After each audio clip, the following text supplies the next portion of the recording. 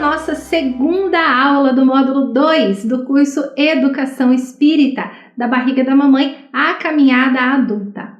Nesse segundo módulo, estamos conversando sobre as crianças de 4 a 11 anos de idade. E nessa aula vamos falar um pouquinho mais sobre como se dá o desenvolvimento em cada faixa etária.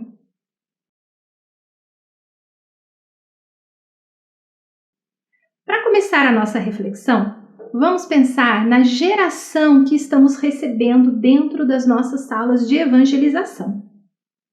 As crianças que chegam até nós hoje fazem parte da geração Alfa, que é uma geração de crianças nascidas a partir de 2010. São crianças empreendedoras, livres, versáteis, questionadoras.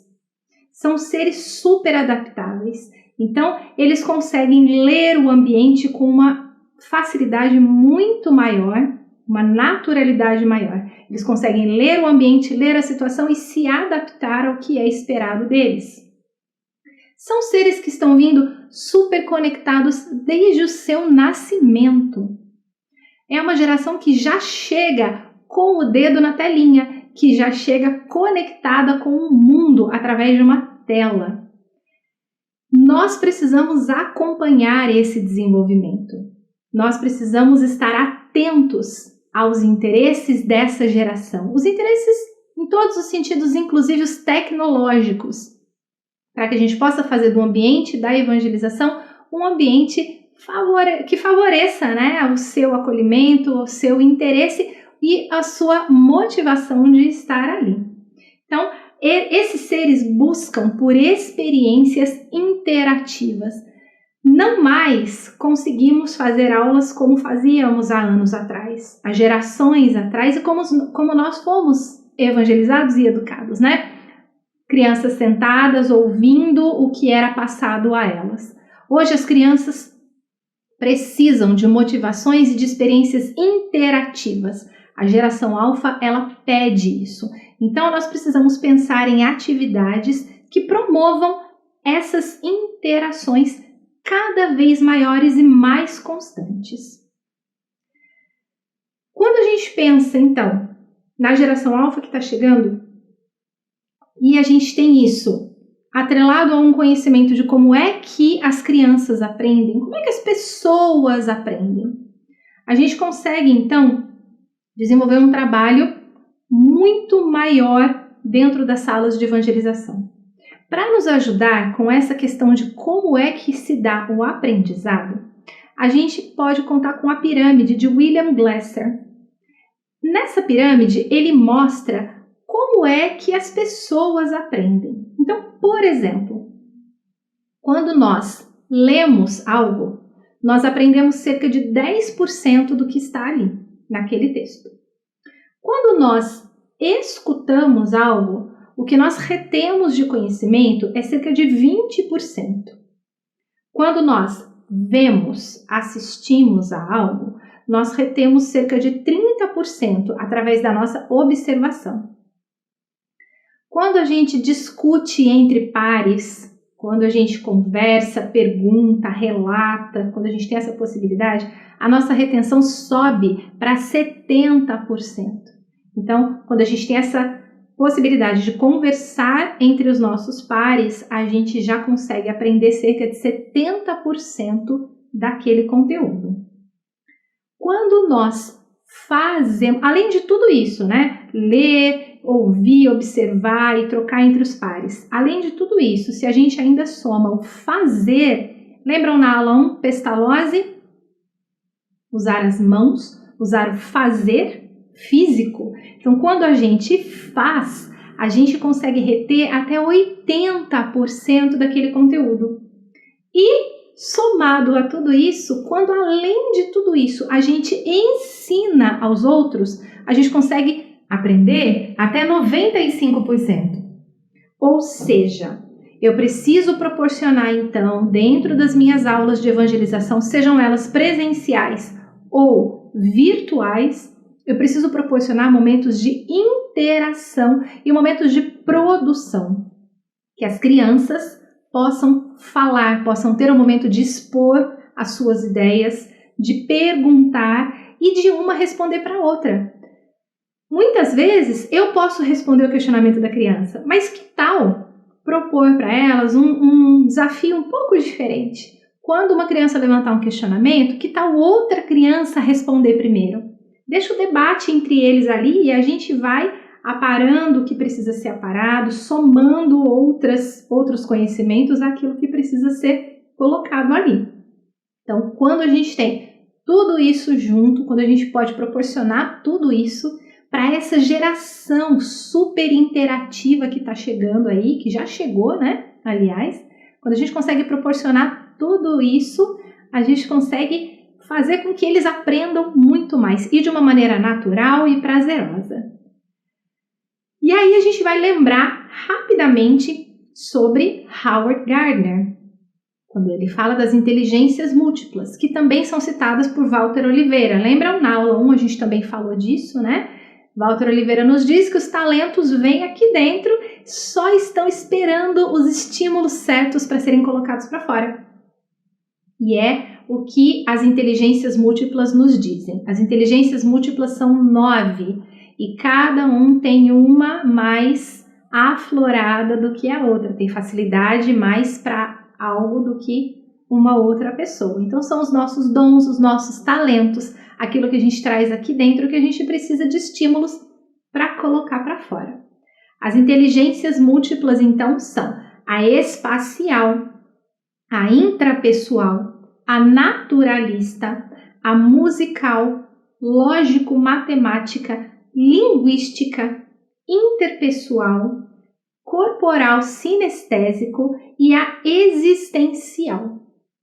E aí a gente conhecendo um pouquinho sobre cada uma delas, conhecendo como a criança aprende, né, como o ser humano aprende, que tipos de ferramentas são as mais adequadas para favorecer o aprendizado, e conhecendo também que essa geração que está chegando agora é muito tecnológica e muito interativa, que ela pede isso da gente, a gente consegue pensar em atividades super legais, em atividades muito motivadoras para proporcionar para a nossa criança.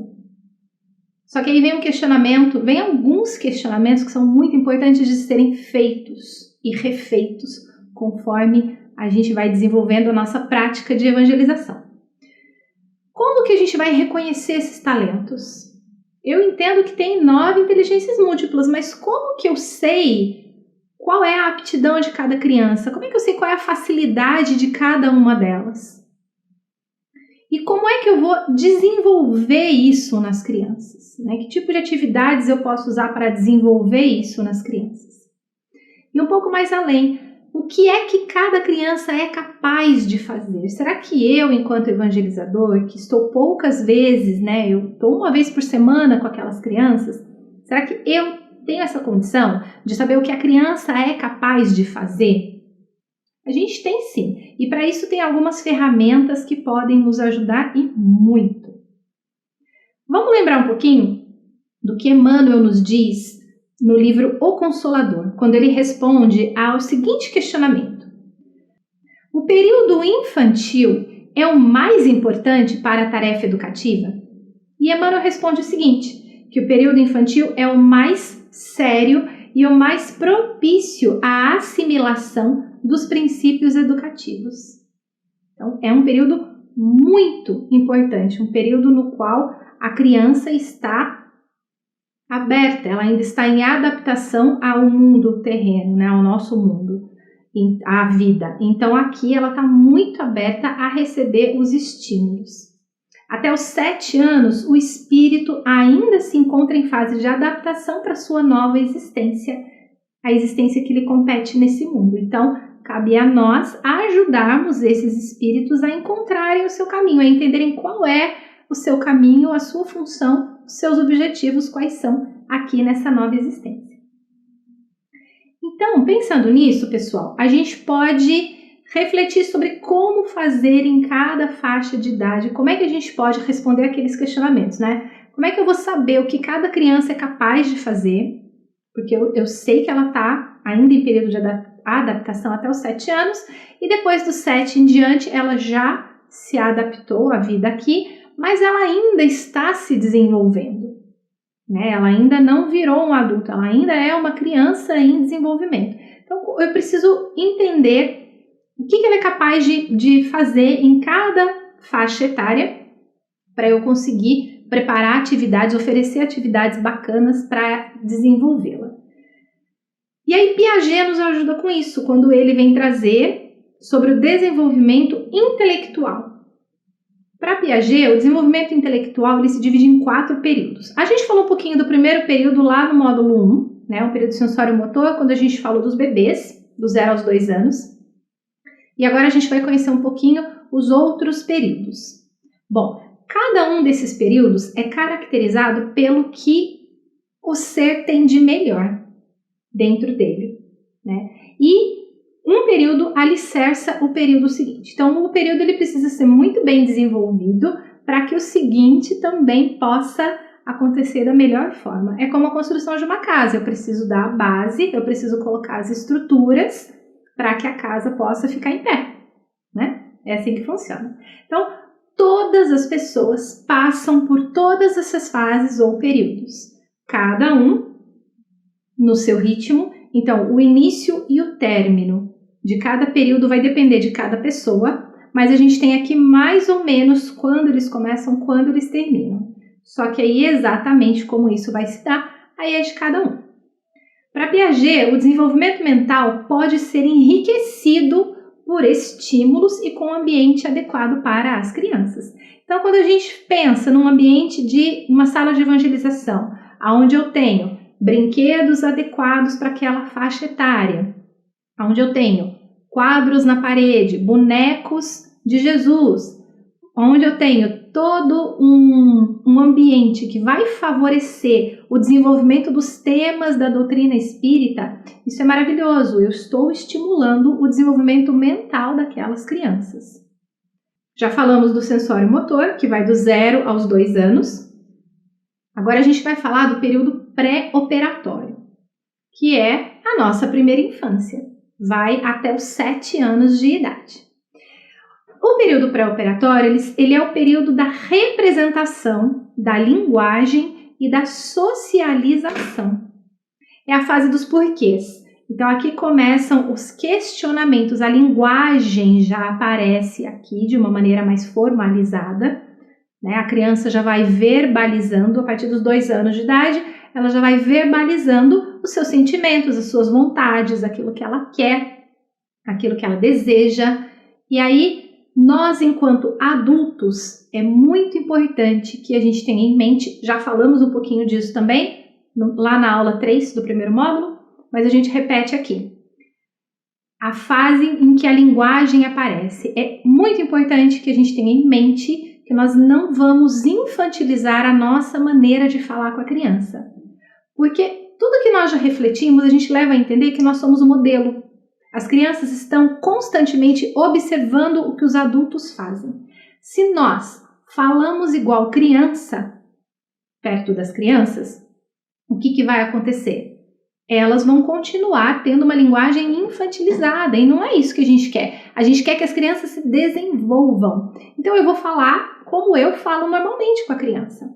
Eu vou falar como um adulto fala, né? A minha maneira de conversar com a criança vai ser essa aqui, que eu tô falando agora com vocês. E ela vai, aos pouquinhos, compreendendo a minha maneira de falar, e ela vai fazendo igual, para que ela desenvolva a sua linguagem da maneira correta. Se eu falo com a criança como criança, né? Se eu infantilizo a minha linguagem para falar com a criança, eu acho é muito bonitinho quando a criança usa umas palavras erradas, né? Ela ainda está aprendendo a falar, então ela fala do jeito dela. Se eu repito, eu vou reforçando nela que essa é a maneira correta de se comunicar. E aí, mais futuramente, essa criança provavelmente vai ter problemas na fala. Ela vai precisar, de repente, até de uma ajuda de um fonoaudiólogo para ela melhorar a fala. Então, muitas vezes eu posso eliminar isso, eu posso já ir desenvolvendo na criança a maneira correta de se comunicar. Então, lembrem disso, né? Começo da linguagem, da socialização. Então, aqui a gente lembra da primeira aula, quando a gente falou sobre a maneira correta de se comunicar. Então eu já vou dando ferramentas para a criança saber se comunicar. Ela não precisa chorar porque o brinquedo que ela quer tem alguém brincando. Ela não tem que fazer birra por causa disso. Ela pode saber se comunicar e de repente pedir o brinquedo, dizer que ela quer aquele brinquedo ou ir lá para o coleguinha e perguntar se pode brincar junto. Então a gente vai auxiliando a criança a se comunicar e a se socializar da melhor maneira possível. Fase dos porquês, né? Tudo é questionamento. Então aqui a criança pergunta muito, ela quer saber, olha a curiosidade aparecendo aqui. E aí a gente levanta um alerta para todos nós, principalmente para as famílias. Muitas vezes a família tem ali a criança, mas acaba não interagindo de uma maneira estimulante com aquela criança, de uma maneira motivadora. Então, muitas vezes em casa, os familiares estão ali ocupados com seus afazeres e a criança passa muito tempo assistindo televisão, brincando sozinha. E quando ela às vezes vai perguntar alguma coisa, a resposta é simples, rápida, direta e os afazeres já voltam a acontecer. Mas a gente precisa dar atenção para as crianças, a gente precisa muito motivar a curiosidade delas. Então, quando elas vêm perguntar alguma coisa para a gente, conversa. Se você não tem tempo naquele momento, volta no assunto depois, mas não deixe esses momentos tão ricos passarem. Uma situação, por exemplo, que você, na sua sala de evangelização, às vezes, né, a gente está ali sentado numa roda, estão todas as crianças ali entretidas, escutando a história que você está contando. De repente, uma criança, você está ali com um fantoche. Vamos pensar nesse exemplo. Você está ali com um fantochinho na mão contando uma história. Todos estão prestando atenção. De repente, uma criança levanta, vem até você e ela quer saber do que é feito o cabelo do seu fantoche. Muitas vezes, naquele momento, a nossa angústia de ver que, meu Deus, ele atrapalhou, agora todo mundo perdeu a atenção. Você faz o quê? Não, é o cabelinho, agora senta lá. De repente você perdeu um momento riquíssimo de trabalhar um outro assunto que às vezes pode não ter nada a ver com o seu conteúdo, mas tem a ver com a socialização.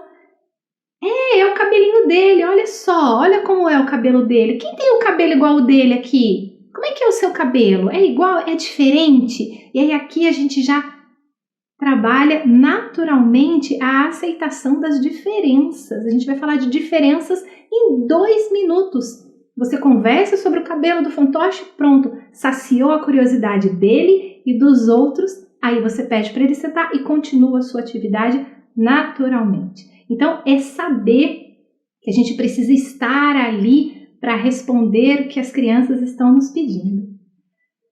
Nesse período pré-operatório, a criança não concebe ainda uma situação no mundo em que ela não faça parte. Então, ela ainda se confunde com os objetos e atribui a eles os seus próprios pensamentos. Atribui características humanas para objetos, para animais e plantas. Então, por exemplo, ela pega um boneco e ela fala, a boneca agora vai dormir, ela está com sono. Ou então ela vê uma panela no fogão e ela fala, a panela está sentada no fogão. Então ela ainda atribui, né, essas características humanas para tudo que existe ao seu redor. E é a época do faz de conta. Então o faz de conta é muito importante. Uma caneta pode virar um boneco e ela pode brincar com aquele bonequinho. E de repente chega o amiguinho e eles vão brincar juntos. E aí eles vão andar no carro. Então, o faz de conta é muito importante nessa faixa etária e é muito bacana a gente estimular o faz de conta. Então, dentro desse período pré-operatório, a gente divide um pouquinho até os 4 anos de idade, 4 anos e meio. O que acontece nessa faixa etária? A criança é muito ágil e muito curiosa. Surge, então, a fase dos porquês, dos oquês, tudo é questionado. A curiosidade com o próprio corpo aparece nessa faixa etária. Então aqui é legal a gente já começar a falar sobre reencarnação. Sabia que você escolheu o seu corpinho? Como é que se dá esse processo, né? Vamos conversar com as crianças. Então, olha quantos assuntos podem surgir, que riqueza de conteúdo a gente pode trazer quando a gente sabe que nessa faixa de idade a criança está interessada nisso. Vamos dar alguns exemplos disso também na nossa aula prática.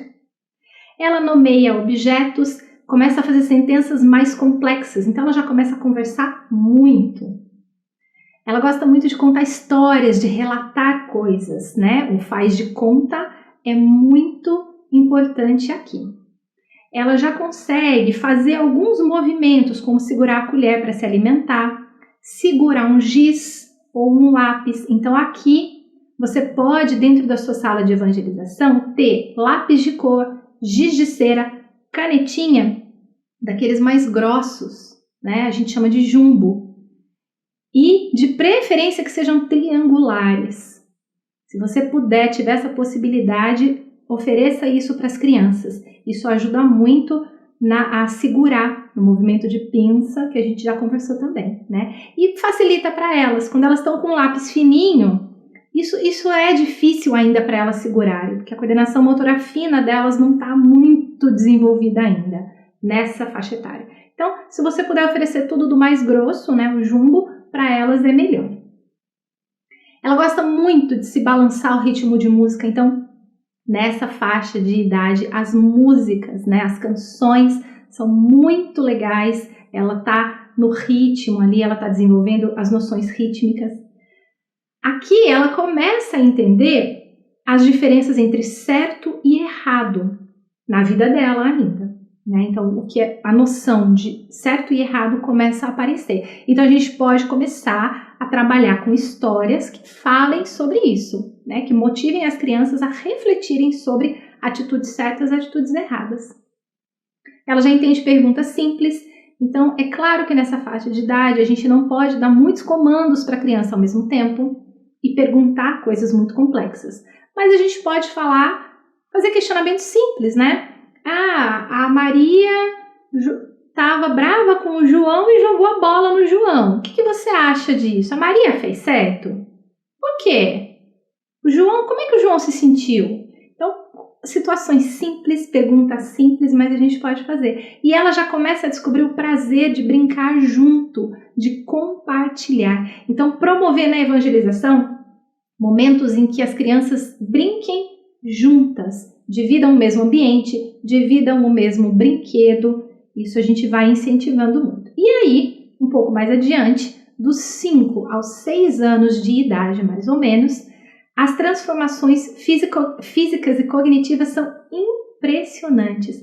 Ela já se movimenta com uma agilidade muito grande e a energia que ela tem dentro dela é muito grande. Então, a gente precisa favorecer momentos para ela se movimentar. Muitas vezes, durante 1 hora, seja no presencial ou no virtual, passar 1 hora sentadinho não dá. Então, divide essa 1 hora, assim, em 10 minutos, aí você, de repente, vamos agora dar uma esticada, aí se espreguiça, agora volta para a atividade. Passa 20 minutos de atividade, pessoal, agora a gente vai cantar uma música. Vamos lá, todo mundo levantando. Levanta, faz o gesto. Ou então, tô lá fazendo atividade. Olha, agora todo mundo vai levantar, escolhe um material, pega um material, volta, senta de novo e continua a atividade. Ou agora todo mundo levanta, troca de lugar e senta de novo. Isso faz com que o organismo ele se acalme. Então a criança já está ali naquele momento de não conseguir mais ficar parada. É o momento que você dá um movimento rápido para elas e já volta. Isso é muito bacana porque daí ela mexeu um pouco, pronto, acalmou. Agora ela continua a sua atividade. Nesse momento também, né, as crianças vieram dessa fase dos questionamentos e aqui elas sabem tudo e elas corrigem os adultos sem dó nenhuma. Então, tudo elas vão dizer que elas sabem. Elas já viram, elas já aprenderam, alguém já contou e aí elas vão querer continuar a conversa. E é o nosso momento de dizer, puxa, que legal isso que você sabe, hein? Onde que você viu essa informação? E aí, o que mais que a gente pode falar sobre isso? Alguém mais sabe disso? E aí você vai instigando as conversas, instigando os assuntos. Aqui entre os 5 e 6 anos a criança já começa a fazer planos para o futuro, então ela já começa a ter uma noção maior de passado e futuro. Até então era só o presente, né? A vida dela, o mundo gira em torno dela, tá tudo aqui em volta. Agora não, agora ela já começa a entender um pouquinho mais do passado e começa a ter uma noção de futuro. Ela começa a falar sobre o que ela quer ser quando crescer, qual a profissão ela vai escolher e assim por diante. E uma informação muito importante é que aqui ela já começa a ter uma noção de seguir regras, de seguir instruções. Então, a partir dos 5 anos de idade é que a gente começa a oferecer jogos com regras, tá? Antes, jogos cooperativos, né? Jogos mais interativos, e aqui vamos pensar jogos de tabuleiros, outros tipos de jogos que têm regras. E aí a gente já começa a falar com elas a respeito de regras. Esperar a vez do outro, respeitar a vez do outro, saber ganhar, saber perder e assim por diante. Nessa faixa etária, as crianças gostam muito de agradar as pessoas, gostam muito de ter amigos e gostam muito de receber elogios. Os elogios são muito importantes, a validação do que eles fazem é muito importante, mas com muito cuidado para que a gente não crie nas crianças uma dependência pelo elogio. Eu faço para agradar, eu faço para receber elogios. Então a gente precisa encontrar um equilíbrio aí de mostrar para a criança que ela fez, nossa, que bacana que você fez, que bom para você, hein? Olha como você aprendeu, olha que bonito que você fez, você gostou do que você fez? O que você achou da sua produção, do seu desenho? Então, é você validar todas as produções dela, mas deixar muito claro para ela que quem tem que se sentir bem com o que ela fez, em primeiro lugar é ela. Então, a gente tem que saber desenvolver isso. Mas é claro, elogiar, validar é sempre muito importante também. Aqui também começam a surgir os medos. Medo de errar, medo de ser agredido, medo de fantasma, medo de escuro, medo de abandono. Os medos começam a aparecer aqui. É muito importante a gente ter isso muito claro e entender isso para poder trabalhar com essas crianças, né? E dentro da evangelização, ajudá-las, ensiná-las a rezar, a pedir ajuda a Deus, aos espíritos que estão ali cuidando dela, né? Pedir proteção. E a companhia das pessoas adultas é fundamental. Elas gostam muito da companhia e é onde elas vão aprender a se desenvolver enquanto seres humanos. Para essa faixa etária, Walter Oliveira propõe que a gente utilize músicas, especialmente canto e brincadeiras de roda. E durante as atividades de artes plásticas, sempre tem uma música de fundo também. Isso motiva e ajuda muito no desenvolvimento das crianças. E aí a gente chega no período operatório concreto, que vai dos 8 até uns 12 anos de idade.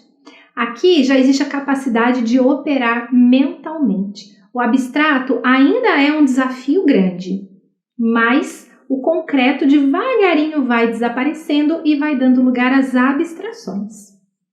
Existe também o encolhimento da linguagem egocêntrica, até ele desaparecer totalmente. Então aqui, nessa faixa etária, já existe uma noção muito maior de que eu estou inserido no mundo e eu ajo dentro deste mundo, interagindo e socializando com as demais pessoas que convivem comigo. A interação ela se torna mais genuína e mais afetiva entre os pares, criança com criança ou criança com os adultos de sua convivência. Também começa a aflorar aqui o senso de justiça e a reciprocidade.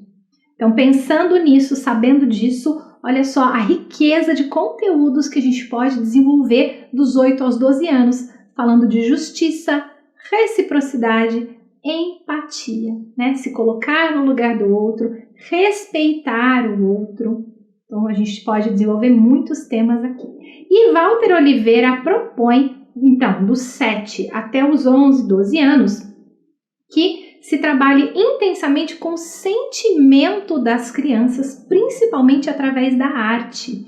O elemento musical, ritmo e melodia pode atuar beneficamente na vida sentimental da criança, que vai auxiliar no seu desenvolvimento psíquico harmonioso. Então, desvendar essas etapas, conhecer essas etapas, ajuda muito a lidar com as crianças, a oferecer para as crianças sempre a melhor atividade, a melhor variedade de atividades, né? Abordar da melhor maneira possível os temas a serem desenvolvidos no planejamento.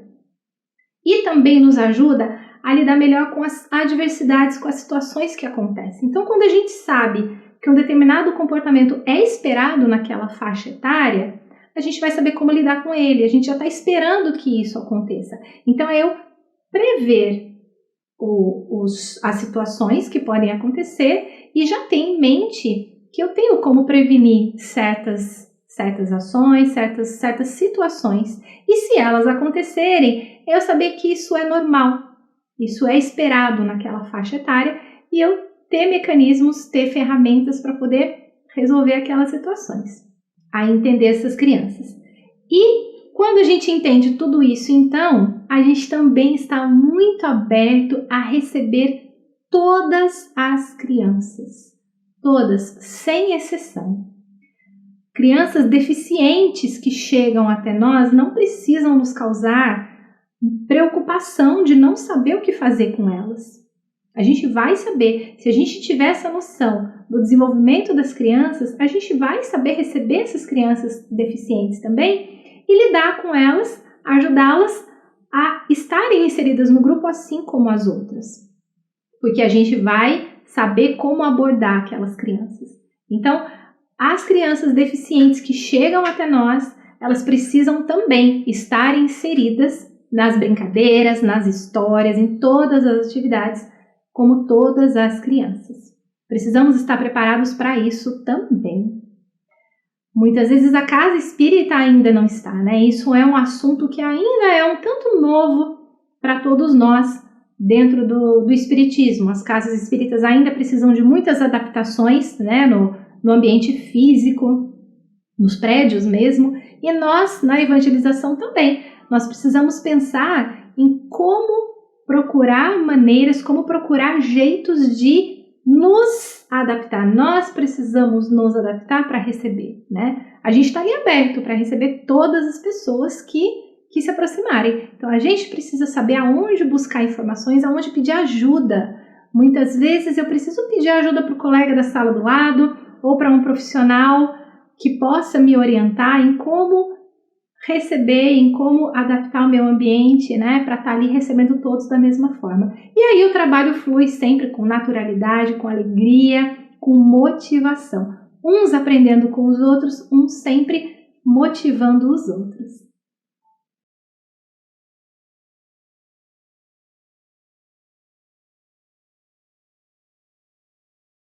Por hoje é isso, a gente espera vocês para um pouco mais de reflexão na nossa terceira aula. Teremos ainda mais uma aula para a gente refletir um pouco sobre a infância e na nossa quarta aula, prática. Aí a gente vai propor algumas atividades práticas com temas para a gente poder desenvolver tudo que nós fomos conversando. Até a terceira aula, pessoal!